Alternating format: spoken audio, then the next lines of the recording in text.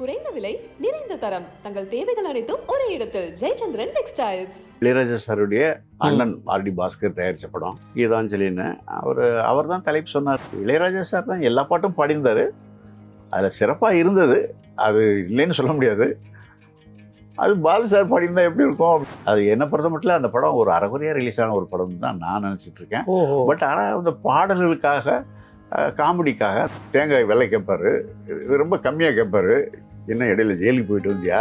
கிளைமேக்ஸில் ஒரு 1000 அடியில் ஒரு 700 ஃபீட்டு சென்சாரில் கட் பண்ணிட்டாங்க. அதனால் அதில் ரொம்ப மதம் எதுக்காக தேவையில்லை, இன்னும் யார் அதெல்லாம் அப்படி எடுக்க சொன்னதுங்கிற அளவுக்கு சில பேர் என்னுடைய நண்பர்களே கேட்கும்போது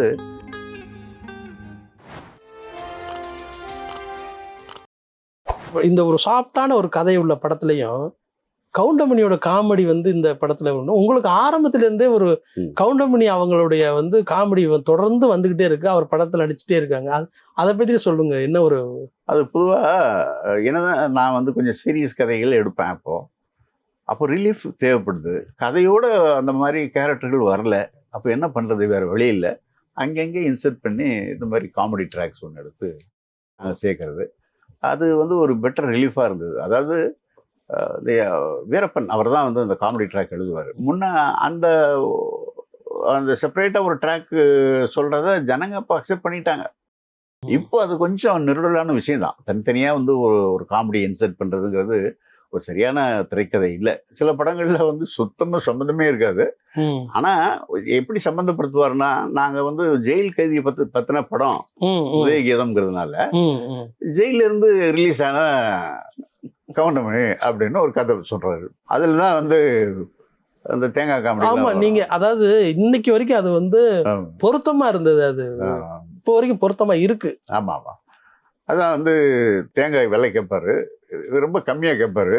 என்ன இடையில ஜெயிலுக்கு போயிட்டு வந்தியா அப்படின்னு கேட்பாங்க. அந்த மாதிரி உள்ள இருந்துட்டு வர்றியா அப்படின்னு கேட்பாங்க. அதுல வர்ற கோவம் தான் தேங்காயில சென்னைக்கு வர்ற ரோட்ல ஒரு தேங்காயில பாம்பு இருக்கு அப்படின்னு சொல்லி பொருளியை கிளப்பி விட்டு அது ஒரு பெரிய பரபரப்பு உண்டு பண்ணுவார். அந்த போலி சாமியார் காமெடியும் கூட இப்பவும் அது பேசப்படுது. ஆமாம், அது எல்லா படங்களுடைய காமெடி ட்ராக்கும் வீரப்பன் சார் கிரியேட் பண்ணதுதான். இப்போ கீதாஞ்சலி படம் ஒரு ரொம்ப முக்கியமான ஒரு பாடலுக்கும் அதோடைய கதை அமைப்புக்கும் வெற்றி படமா அமைஞ்சது. அது படம் பாடலாம் ரொம்ப மனசை ரொம்ப கவர்ந்தது. அந்த படம் உருவான விதம் எப்படி இருந்தது சார்? ஆர்டி பாஸ்கர், அதாவது இளையராஜா சாருடைய அண்ணன் ஆர்டி பாஸ்கர் தயாரிச்ச படம் கீதாஞ்சலின்னு அவர் தான் தலைப்பு சொன்னார். பட் எங்களுக்கு கொஞ்சம் அதில் அதிருப்தி. ஏன்னா அப்போது தெலுங்குல கீதாஞ்சலின்னு நம்ம மணிரத்னம் சார் ஒரு படம் பண்ணியிருந்தார். அது ஞாபகப்படுத்தும் அப்படின்னு நினச்சோம். பட் அவர் சொன்னதுனால நம்ம அவருடைய அண்ணன் தயாரிக்கிறதுனால நம்ம மாற்றுக்கருத்து சொல்ல முடியல. அதில் கிட்டத்தட்ட கிளைமேக்ஸில் ஒரு 1000 அடியில் ஒரு 700 ஃபீட்டு சென்சாரில் கட் பண்ணிட்டாங்க. அப்படியா? ஆமாம். அதனால் அதில் ரொம்ப மதம் எதுக்காக தேவையில்லை அப்படின்னு ரொம்ப கடுமையாக சொல்லியிருந்தோம்.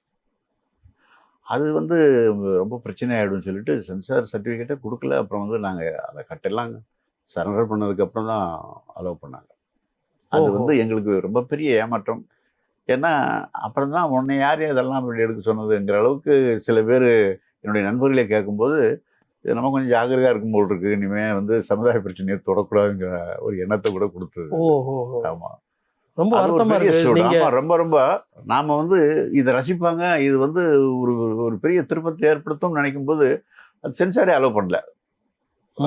அது எங்களுக்கு ஒரு பெரிய ஏமாற்றம். ஆமாம், அது என்ன பொறுத்த மட்டும் அந்த படம் ஒரு அரைகுறையாக ரிலீஸ் ஆன ஒரு படம் தான் நான் நினச்சிட்டு இருக்கேன். பட் ஆனால் அந்த பாடல்களுக்காக காமெடிக்காக அந்த படம் ஓரளவுக்கு ஓடிச்சு. ப்ரொடியூசர் அதை ரைசிங் கமிட்டிக்கு போகணும் இல்லை கோர்ட்டுக்கு போகணும் அப்படின்லாம் நினைக்கல. சரி, ஓகே, கட் பண்ணி கொடுங்க அப்படின்ற மாதிரி சொல்லிட்டாங்க. இல்லை, அதில் என்ன நீங்கள் சொல்ல வந்த விஷயம் என்னவா இல்லை? அது கிறிஸ்டியானிட்டிக்கும் ஹிந்துவிசம் அந்த 2 மதத்துக்கும் இடையில உண்டான முரண்பாடுகள். மனிதத்துக்கு அது எதிரானது. ஜாதி மதம்ங்கிற ஒன்று மனிதனுக்கு தேவையில்லாத ஒன்று. அந்த மனிதனை பிரிக்கக்கூடிய அந்த மதம் தேவையில்லை அப்படின்னு சொல்கிற ஒரு கருத்து தான் அந்த கிளைமேக்ஸில் இருந்தது. அது ரொம்ப கடுமையாக இருந்ததுனால அதை அப்டேட் பண்ணிட்டு எடுத்துட்டாங்க. கீதாஞ்சலி படத்தில் பாடல்கள் உருவான அனுபவம் ஏதாவது இருக்கா? இளையராஜா சார் தான் எல்லா பாட்டும் பாடியிருந்தார். அதில் சிறப்பாக இருந்தது, அது இல்லைன்னு சொல்ல முடியாது. அது பாலு சார் பாடியிருந்தா எப்படி இருக்கும் அப்படிங்கிற ஒரு ஏக்கமும் இருந்தது. ஓஹோ. ஆமா. ஏன்னா அது அற்புதமான பாட்டுங்க அந்த படத்துல. ஆமா, ஆமா. மறக்க முடியாத பாட்டுங்க. அவரு பாலு சார் பாடியிருந்தாருன்னா அதனுடைய இன்னும் உங்களுக்கு எங்கேயோ ஓ, இருக்கும். ஆமா. இதை வந்து உங்க கருத்தை நீங்க வெளிப்படுத்துறீங்களா ராஜா சார் வெளிப்படுத்த சொல்லி? முடியாது. அது வந்து மனசுக்குள்ளேயே வச்சுக்க வேண்டியதுதான். அப்படிப்பட்ட ஒரு சூழ்நிலை தான் அது. இப்போ அதுக்கு அடுத்த படமா அமுத கானம்னு ஒரு இது ஆமா, ஆமா. பண்ணீங்க. அது வந்து அந்த படம் உருவான விதம் என்ன? அந்த கதை ஒரு வித்தியாசமான கதைன்னு தான் நினைச்சேன். ஜெகதீசன் சார் எழுதியிருந்த கதை. அதுல எனக்கு என்ன ஒரு மிகப்பெரிய அதிர்ச்சியான ஒரு முடிவு வந்ததுன்னா, பாக்யராஜ் சார் ஏவிஎம் பண்ணார்ல, முந்தானி முடிச்சு. ஆமா, ஆமா. அதனுடைய சிமிலாரிட்டி இருக்கு அப்படின்னு ஒரு பெரிய முத்திரை வந்துடுச்சு. அது அந்த படத்துக்கு மிகப்பெரிய பாதிப்பை கொடுத்தது. அது வேற ஆங்கிள், இது வேற ஆங்கிள். எனக்கு நானே சமாதானப்படுத்திக்கிட்டது வந்து தவறுன்னு அப்புறம் நான் ஃபீல் பண்ணேன். அது வந்து விஜயகாந்த் சார் வந்து தேர்வு பண்ணது எப்படி சார்? அதுக்கு முன்னாடி அந்த கம்பெனிக்கு வந்து விஜயகாந்த் சார் பண்ணியிருந்தாரு. அதுக்கப்புறம் அவங்களுக்கு அவருடைய கால்ஷீட்டை வாங்குறதுல அவ்வளவு கஷ்டம் இருந்ததில்லை. நாங்கள் வந்து அவரை வச்சு ஒரு ஆக்ஷன் படம் எடுத்துருக்கலாம். ஆனால் வந்து எனக்கு அதில் பெரிய நாட்டம் இல்லாதனால அந்த மறுபடியும் அந்த குடும்ப பாங்கிலேயே நாங்கள் வந்து அந்த கதையை அமைச்சிருந்தோம். அது கொஞ்சம் அவருக்கு சூட் ஆகலையோ அப்படின்னு கூட எனக்கு தோணுச்சு. அப்புறம் இவ்வளோ வெளிப்படையாக சொல்கிறீங்க, பேசுகிறீங்க. உங்களுடைய படமாக இருந்தாலும் அதிலே ஒரு தவறு நடந்திருக்குங்கிற விஷயத்த ஒத்துக்கிறீங்க. இப்போ விஜயகாந்த் அவர்களை பற்றி தனிப்பட்ட முறையில் அவருடைய எப்படிப்பட்ட மனிதர், இன்றைக்கு அவர் மத்திய அரசு அவருக்கு விருதெல்லாம் கொடுத்து கௌரவிச்சிருக்காங்க. அதை பற்றி கொஞ்சம் பகிர்ந்துக்காங்க. அவர் அத்தனைக்கும் உரியவர் தான், அத்தனைக்கும் தகுதியானவர் தான். அதில் ஒன்றும் சந்தேகமே இல்லை. நான் அடிக்கடி கூட சொல்லியிருக்கேன், இதுக்கு முன்னாடி கூட ஒன்னோட இன்டர்வியூவில் சொல்லியிருக்கேன். அவருக்கு ஒரு ரைடு ஒன்று நடந்தது ஆஃபீஸில். அப்போ நான் தற்செயலில் ஒரு கால்ஷீட் விஷயமா அவரை பார்க்க போயிருக்கேன். எல்லாம் வெளியே நின்னாங்க, உள்ளே என்னை தடுத்தாங்க. நான் ரொம்ப அது போய் உள்ளே போயிட்டேன். இப்போ காலையில் ஒரு 8 இருக்கும். அப்போ உள்ள ஐடி ஆஃபீஸர்ஸ் ஒரு 10-15 பேர் வந்து ரவுண்ட் அப் பண்ணி என்கொயரி பண்ணிட்டு இருந்தாங்க. காலையில் 8 மணிக்கு ஆரம்பித்தாங்க, மறுநாள் நைட்டு 4 மணிக்கு தான் முடிஞ்சது. அது வரைக்கும் என்னை உள்ளே உட்கார வச்சுட்டாங்க அந்த இன்கம் டேக்ஸ் ரைடில். அப்போ போகும்போது ராபர்ட்னு ஒருத்தர், அவர் தான் ஆஃபீஸர், அசிஸ்டன்ட் கமிஷனர்னு நினைக்கிறேன். அவர் விஜயகாந்த் சார் போகும்போது சொல்லிட்டு போகிறார், சார் நாங்கள் எங்களுடைய கடமை, நாங்கள் அதை தான் செஞ்சோம். பட் ஆனால் உங்கள் ரெக்கார்டெல்லாம் பார்க்கும்போது நீங்கள் எவ்வளோ தூரத்துக்கு யாருக்குமே தெரியாமல் எவ்வளோ ஹெல்ப் பண்ணியிருக்கீங்கிறது அந்த ரெக்கார்டுகளில் தெரியுது. அதை நீங்கள் வெளிப்படுத்தினதே இல்லை. தயவுசெய்து நாங்கள் உங்களை தொந்தரவு பண்ணிட்டோன்றதுக்காக அந்த மாதிரி பணிகள் எல்லாம் நிறுத்திடாதீங்க தயவுசெய்து. எங்களுக்கு ரொம்ப மனசு கஷ்டமாக இருக்குது. நீங்கள் எவ்வளோ பெரிய மனுஷன், உங்களுக்கு எவ்வளோ பெரிய ஈகை குணம் இருக்குங்கிறத நாங்கள் தெரிஞ்சுக்கிட்டோம் அப்படின்னு சொல்லிட்டு போனார். அது வந்து 4 பேருக்கு தெரியணுங்கிறதுக்காக அவர் நிறையா பண்ணல. தெரியாமலேயே, யாருக்கும் தெரியாமலேயே அவருடைய மனநிம்மதி, அது வந்து அவரும் ராவுத்தரும் ரொம்ப பெரிய வேலை பண்ணியிருக்காங்க, தர்மம் பண்ணியிருக்காங்க. இறை உனக்காக படம் வந்து திடீர்னு ஒரு வடக்கையிலிருந்து ஒரு இசையமைப்பாளர் அழைச்சிட்டு வந்து பண்ணக்கூடிய அந்த சூழல் எப்படி ஏற்பட்டது? இளையராஜா சார் தான் சொன்னாங்க, எல்லா படங்களும் வந்து அவர் அப்ரோச் பண்ணுறாங்க, அவருக்கு டைமே இல்லை. அப்படி இருக்கும்போது ராஜா சார்கிட்ட கோவிட் தம்பி வந்து கேட்குறாரு, சார் உதயகீதம் படத்துக்கு அப்புறம் எல்லா டிஸ்ட்ரிபியூட்டரும் எப்போ அடுத்த படம்னு கேட்டுக்கிட்டு இருக்காங்க சார், நீங்கள் டேட் கொடுங்கன்னு சொல்லும்போது அவர் ரொம்ப பிஸியாக இருந்ததுனால ஒரு 6 மாதம் பொறுங்கன்னு சொல்லிட்டாரு. அது வந்து கோவி தம்பி சார் கொஞ்சம் ஹர்ட்டாக ஃபீல் பண்ணிட்டாரு. நம்ம இவ்வளோ சக்ஸஸ்ஃபுல் படம் கொடுத்துருக்கோம், அப்புறம் நம்மளை கண்டினியூஸாக அவர் வந்து ஆதரிக்கலையே அப்படிங்கிற ஒரு எண்ணம் இருந்தது. அப்போ வேறு மியூசிக் டைரக்டர் போடலான்னு முடிவு பண்ணும்போது எல்லா டிஸ்கஷனில் லக்ஷ்மிகாந்த் பேரில் அப்ரோச் பண்ணலாம் அப்படின்னு அவர் தான் மியூசிக் பண்ணார். அப்போ அவர் அங்கே பரபரப்பாக இருந்தவர், ரொம்ப பரபரப்பாக இருந்தார். அவங்களுக்கு தமிழில் ஒரு வித்தியாசமாக ஒரு படம் இருக்குது அப்படிங்கிற ஒரு த்ரில்லில் தான் பண்ணாங்க. அதாவது ஆமாம், அந்த த்ரில் கிடைக்கணும் அதுக்காக தான் பண்ணாங்க. ரொம்ப சிறப்பாக லக்ஷ்மிகாந்த் தான் வந்து டியூன் போடுவார். அதை வந்து பேக்ரவுண்ட் ஸ்கோர்லாம் எழுதி ரெக்கார்ட் பண்ணுறது பேரலல் பண்ணுவார். அது ரொம்ப ஒருத்தர் மிஞ்சிற அளவுக்கு அவர் அருமையாக டியூன் போடுவார். அவர் அதை விட பெட்டராக வந்து பேக்ரவுண்ட் ஸ்கோர் எழுதி ரெக்கார்ட் பண்ணுவார் பேரலல். அது மிகப்பெரிய அனுபவமாக இருந்தது. எல்லாமே வந்து பாம்பேல தான் ரெக்கார்ட் ஆச்சு. அதில் வந்து எதிர்பார்த்த மாதிரி அது என்ன கோவி தம்பி சாருக்கு உள்ள லக்கம் என்னமோ தெரியல, அந்த பாட்டும் வந்து அந்த படத்தில் உள்ள பாட்டுகளும் ரொம்ப ஹிட் ஆச்சு. அது படமும் நல்லா போன படம். இப்போ எங்களுக்கெல்லாம் வந்து அது வேற மாதிரி இசை சவுண்டு வேற மாதிரி இருந்தது. அது உங்களுக்கு வந்து நம்ம இப்போ இந்த நம்மளோட பேட்டர்ன்ல இருந்து மாறி பண்றோம், அதுல என்ன ஆகும் அப்படிங்கிற ஒரு சின்ன டவுட் ஏதாவது உங்களுக்கு இருந்தது உண்டு? இல்ல, எங்களுக்கு பாட்டை கேட்ட உடனே இம்ப்ரெஸ் ஆயிடுச்சுல்ல. இது ஒரு வித்தியாசமா இருக்கு. தமிழ் பாட்டு மாதிரி இல்லாம சில பேர் பிடிக்காதவங்க என்னப்பா அது ஹிந்தி பாட்டு மாதிரி இருக்கு அப்படின்னு கிண்டல் பண்ணாங்க. பட் அது வெற்றிக்கு அப்புறம் அதை மாத்திக்கிட்டாங்க. நீங்க அந்த உயிரை உனக்காக பத்தி பேசும்போது சொல்றேன், உங்க படங்கள்ல ஒரு கதாநாயகியிலே வந்து நதியாவுக்கு வந்து ஒரு பெரிய ஒரு ஃபேன் ஃபாலோவர்ஸ் வந்து உருவானாங்க. அதாவது 80sல வந்து. ஆமா ஆமா.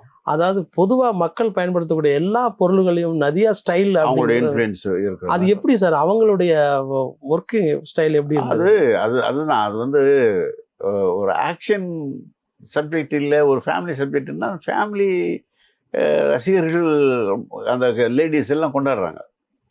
இப்போ ஒரு ஆக்ஷன் ஹீரோ வந்து எந்த லேடியும் பெருசா லைக் பண்ண மாட்டாங்க. ஒரு குடும்ப பாங்கான ஒரு பெண் அப்படிங்கும்போது லேடிஸ் சைடில் அவங்களுக்கு ரொம்ப பெரிய மரியாதை கிடைக்குது. அதனாலதான் அந்த எல்லா பொருட்கள்லையுமே அவங்க பேர் வச்சு வியாபாரம் பண்ணாங்க. ஒரு இயக்குனரா நீங்க எப்படி அது நாங்கள்லாம் அதெல்லாம் எதிர்பார்க்கல. பட் இவ்வளவு பாப்புலாரிட்டி வரும், அந்த அம்மாவுக்கு வரும், எப்படி வந்து ஜனங்க கொண்டாடுவாங்கன்னு நாங்கள் நினைக்கல. ஆமாம், நாங்கள் எதிர்பார்க்காத ஒரு வெற்றியை தான் அது. இப்போவும் அவங்க வந்து ஒரு சினிமாவில் வந்து ஒரு அந்த ஸ்டைலான லுக்கோட தான் இப்போவும் இருக்காங்க. சில படங்களில் கூட பண்ணியிருந்தாங்க. உங்களுக்கு வந்து நான் ஒரு இதுவாக கேட்குறேன், பூவே பூச்சோட மாதிரியான ஒரு பெரிய ட்ரெண்ட் செட் அந்த படங்க மாதிரி இப்போ நீங்கள் அவங்களுக்கான ஒரு படமாக ஒரு தயாரிக்கலாம் அப்படிங்கிற ஒரு சிந்தனை ஏதாவது உருவாக்கலாம். கண்டிப்பாக எனக்கு அந்த மாதிரி எண்ணம் தான். இப்போ தான் வந்து ஒரு படம் ரொம்ப நாளைக்கு அப்புறம் கொஞ்சம் காதல் கொஞ்சம் மோதல்னு ஒரு படம் எடுத்து முடிச்சிருக்கோம். விரைவில் அது ரிலீஸ் ஆக போகுது. அதனுடைய அடுத்த முயற்சியாக அந்த மாதிரி படங்கள் வந்து பண்ணணுங்கிறது தான் எண்ணம். அந்த படத்தை பற்றி சொல்லுங்கள். கொஞ்சம் காதல் கொஞ்சம் டெல்லி கணேஷ் அண்ட் கேஆர் விஜயம்மா பண்ணியிருக்காங்க. அது ரொம்ப சில காட்சிகள்லாம் நிகழ்ச்சியான காட்சிகள் அதில் இருக்கும். அந்த யங்ஸ்டர்ஸுக்கு வந்து 2 பேர் லவ் பண்ணும்போது அவங்களுக்கு பணம் ரொம்ப பிரதானமாகப்படுது. அதுக்கு ரொம்ப முக்கியத்துவம் கொடுக்குறாங்க. அது இல்லைன்னா லைஃப் இல்லைங்கிற மாதிரி. ஆனால் அவங்க சந்திக்கிற சில சந்தர்ப்பங்கள், சில நிகழ்ச்சிகளில் இந்த ஓல்டு கப்புள்கிட்டருந்து பணத்தை விட அன்பு தான் சிறந்தது, அன்பு தான் முக்கியமானது அப்படின்னு அவங்க ரியலைஸ் பண்ணுறாங்க. அதுதான் இந்த படத்தினுடைய லெசனாக இருக்கும். இப்போ உங்கள் கதாநாயகிகள் வந்து ராதாவை பற்றி நீங்கள் எப்படி நினைக்கிறீங்க? அவங்களோட ஆக்டிங் எப்படி இருக்கும், அவங்க எப்படி வந்து அப்சர்வ் பண்ணிப்பாங்க அப்படிங்கிறத சொல்லுங்கள். பாரதி ராஜா சார் அசிஸ்டண்ட்டாக வேலை செய்யும்போது அலைகள் ஓய்வுலாம் அவங்க அறிமுகமானாங்க. நாங்கள் வந்து அசிஸ்டண்ட்டாக ஒர்க் பண்ணும்போது அவங்க அப்போ தான் ஃபஸ்ட்டு ஒரு சின்ன பொண்ணு, அப்போ இருந்தே அறிமுகம் இருக்கும். அந்த முதல் படத்துலேயே கூட கொஞ்சம் கூட முதல் படங்கிற சாயலே இல்லாமல் அவ்வளோ நல்லா நடிப்பாங்க. அப்படியா? ஆமாம் ஆமாம். அதுக்கப்புறம் இந்த என்னுடைய முதல் படத்துக்கு அவங்க அம்மா சித்ரலட்சுமன் தான் டேட் பார்த்தாரு. முதல் படம் பண்ணும்போது நம்மளை என்கரேஜ் பண்ணுறதுக்காக அதெல்லாம் கால் செட் கொடுத்தாங்க. அவங்க வந்து அதான் அந்த அம்மா வந்து அம்பிகா விட ஒரு படி மேலே தான் அவங்க நடிப்பாங்க. அதுதான் சிஸ்டர்ஸாக இருந்தால் கூட இவங்களுடைய அந்த கெப்பாசிட்டி, அந்த பர்ஃபார்மன்ஸ் கொடுக்குற விதம் எல்லாமே ரொம்ப நல்லாயிருக்கும். அது வந்து கொஞ்சம் துரதிருஷ்டவசமாக அவங்க கொஞ்சம் கமர்ஷியலாக போயிட்டாங்க. கமர்ஷியல் படங்கள் நிறைய பண்ண போய் ஒரு நல்ல படங்களை இழந்துட்டாங்கன்னு தான். ஆமாம், ஏன்னா இல்லை சீரியஸ் ஃபிலிம் தான் அவ்வளோ அழகாக பர்ஃபார்ம் பண்ணுறவங்க ஓரளவுக்கு கிளாமர் சைடு போயிட்டாங்க. ராதிகா எப்படி சார் அவங்களோட ஆக்டிங்? அவங்க கேட்கணுமா, அவங்க வந்து பிகினிங்கில் வந்து ஒரு மழலையில் பேசினா கூட அதுக்கப்புறம் வந்து அவங்க தமிழ்லாம் ரொம்ப சுத்தமாக வந்து இது ரொம்ப எனக்கெல்லாம் அவங்கெல்லாம் அவங்களுக்கு உண்டான ஸ்தானத்தில் போகலையோ அப்படின்னு எனக்கு இருக்குது. ஏன்னா நிறைய சீரியல் நடித்து ஒரு நல்ல படங்கள் அவங்கெல்லாம் வந்து நேஷ்னல் அவார்டெலாம் நிறைய வாங்கக்கூடிய தகுதியுள்ள நடிகை. என்னுடைய படங்கள் நெலுவு சொல்வதில்லை என்ற படத்தை கூட ஆக்ட் பண்ணாங்க. ரொம்ப அனாவசியமாக வந்து நடிக்கக்கூடியவங்க, ரொம்ப இயல்பாக நடிக்கக்கூடியவங்க, ஆர்டிஃபிஷியலாகவே இருக்காது, ரொம்ப நேச்சுரலாக நடிப்பாங்க. ஆனால் திரையுலகத்தில் அவருக்கு உண்டான இடத்த அவங்க வந்து அடையலைங்கிறது தான். ஏன்னா அதெல்லாம் ரொம்ப அற்புதமான படங்கள் நடிச்சிருக்காங்க. அவங்க ஒரு சின்ன இடைவெளிக்கு பிறகு டெலிவிஷன் சீரியலில் நிறைய கான்சன்ட்ரேட் பண்ணதுனால சினிமாவில் ஒரு ஸ்தானத்தை இழந்துட்டாங்களோ அப்படின்னு நினைக்கிறேன் நான். நளினி அவங்க இப்போ ஆக்ட் பண்ணிட்டு இருக்காங்க, அவங்களுடைய ஆக்டிங் பற்றி? ஆமாம், அவங்க கீதாஞ்சலின்ற படத்தில் ஆக்ட் பண்ணாங்க. இப்போ எடுத்துகிட்டு இருக்க படம் கொஞ்சம் காதல் கொஞ்சம் முதல்லையும் அதில் ஒரு காமெடி கேரக்டர் தான் பண்ணுறாங்க. ஓஹோ. எல்லாம் ஒரு 10-15 காமெடி ஆர்டிஸ்ட்கள் இருக்காங்க அந்த படத்தில். ம். அவங்க வந்து ஒரு சினிமா வந்தாவே இல்லாமல் அப்போ முதல் படத்தில் எப்படி பார்த்தோமோ அதே மாதிரி தான். ஆனால் முதல்ல நாங்கள் ஒரு படம் எடுத்தோம், பட் அது பாதியில் நின்று போச்சு. அது வந்து ஆர்டிஸ்ட்டு பார்த்தோம், நிவாஸ் டைரக்ஷனில் நினைக்கிறேன். ம். நாங்கள் தான் வந்து அவங்க வீட்டுக்கு போகும்போது அந்த பொண்ணு வந்து ஸ்கூல்லேருந்து யூனிஃபார்மோடு அப்போ தான் 4 மணிக்கு வீட்டுக்கு வர்றாங்க. ஒரு படத்துக்காக பார்க்குறோம். அதுக்கு முன்னாடி அதுதான் முதல் படம். அது அன்னைக்கு பார்த்த மாதிரி தான் நேற்று வரைக்கும் இருக்காங்க. அப்படியே அந்த நேச்சர். அது ரொம்ப சினிமா வந்த உடனே அது ஒரு பகட்டுக்காக மாறுவாங்கல்ல, அந்த மாதிரிலாம் இல்லை. அதே தன்மை ரொம்ப நேசிக்கக்கூடிய ஒரு நடிகை. நீங்க மோகன் பெரிய ஹிட் படங்கள்லாம் கொடுத்துருக்கீங்க. ஆனால் பெரிய ஒரு வெள்ளி விழா நாயகனா இருந்துட்டு இப்போ அவர் வந்து முக்கியமான ஒரு ஹீரோவுடைய விஜய் கூட வில்லனா நடிக்கிறாரு அப்படிங்கிற விஷயம் உங்களுக்கு எப்படி தோணுது சார்? அதுதானே சார் காலம். ஹீரோக்கள்லாம் வெளிலலாம் நடிச்சு அப்புறம் கேரக்டர் ஆர்டிஸ்ட்லாம் பண்ணி அப்படிலாம் போயிருக்காங்க இல்லையா. நம்ம ஜெய்சங்கர் சார்லாம் இருக்காரு. அவர் ஒரு காலகட்டத்துக்கு அப்புறம் வில்லனா நடிச்சாரு. அது ஒரு சூழ்நிலை தானே. அது ஒரே மாதிரி இருக்க முடியாது. வயசாக காலச்சூழல் வந்து அந்த மாதிரி மாற்றிடும். இப்போ உங்கள் டைப் படங்கள் வந்து எல்லாரும் விரும்புகிறவங்க சார். இன்னும் நீங்கள் தான் அப்படின்னு சொன்னால் ரொம்ப ஆச்சரியமாக நெகிழ்ந்து பார்க்கக்கூடிய ரசிகர்கள் இப்போவும் இருக்காங்க. ஏன் நீங்கள் வந்து திடீர்னு ஒரு பெரிய கேப் விட்டீங்க? டைரக்ஷன் மட்டுமே பண்ணிட்டு இருந்தால் அது வெற்றி இன்னும் கொஞ்சம் தொடர்ந்து இருக்கலாம். ஒரு 6 படங்கள் சொந்தமாக எடுத்தேன் நான். அதில் ஏற்பட்ட வியாபார தோல்வி, அதில் ஏற்பட்ட அந்த அதில் கிடைச்ச ஏமாற்றம், இதுதான் வந்து என்ன நானே வந்து ஒரு நம்பிக்கை இழக்க வச்சது காரணம். அதனால தான் வந்து சினிமாவை விட்டே நான் வந்து ஒதுங்கி இருந்தேன். அதுக்கப்புறம் சீரியல் வந்து பாலாஜி டெலிஃபிலிம்ஸ்ன்ட்டு அவங்க பண்ண கூப்பிட்டாங்க. அதுக்கப்புறம் அப்படி சீரியல் 10 இயர்ஸ் கண்டினியூ. இல்லை, ரொம்ப வருத்தமாக இருக்குது. அதாவது எவ்வளோ பெரிய ஹிட்டு நீங்கள் வந்து கொடுத்துருக்கீங்க. வெற்றி படங்களாக வெள்ளி விழா படங்களும் சேர்ந்து தான் நீங்கள் வந்து கொடுத்துருக்கீங்க. ஆனால் இப்படி ஒரு சூழல் இருக்குது அப்படின்னா இது வந்து வியாபாரத்தில் வந்து நீங்கள் ஏமாந்துட்டீங்கன்னு சொல்கிறதா? இல்லை, ஏமாற்றம் இல்லை. நம்ம சரியாக பண்ணியிருந்தால் சரியாக போயிருக்கும். அது வேற மாதிரியான சுமை. அது ப்ரொடக்ஷனுங்கிறது அந்த சுமையை ஏற்றுக்கிட்டதுனால தான் வந்து என்னுடைய டைரக்ஷன் பணியை வந்து சிறப்பாக செய்ய முடியல அப்படின்னு தான் நினைக்கிறேன். இப்போ அதே மாதிரி தானே எவ்வளோ பாருங்க, பீம்சிங், பந்துலு, ஸ்ரீதர், எவ்வளோ பெரிய பெரிய ஏபினார், இவெல்லாம் எவ்வளோ பெரிய ஜாம்பவான்கள், எவ்வளோ பெரிய லெஜண்ட்ஸு. அவங்கெல்லாம் வந்து அவங்க வேலை தெரியாமலாம் வந்து கடைசியில் ஒரு தோல்வி கட்டத்தை சந்தித்தாங்க. ஸ்ரீதர் சார்லாம் கடைசி வரைக்கும் வந்து எவ்வளோ பெரிய ஹிட்ஸு கொடுத்தவர். அவருடைய கடைசி காலங்கள், இறுதி காலங்கள் வந்து அவரை சறுக்கி விட்டதுக்கு காரணம் வந்து அவர் படம் எடுத்தது தானே. இந்த மாதிரி நிறைய உதாரணங்கள் இருக்குது சார். உங்கள் நேரத்துக்கு ரொம்ப நன்றி. ரொம்ப நன்றி சார். நன்றி.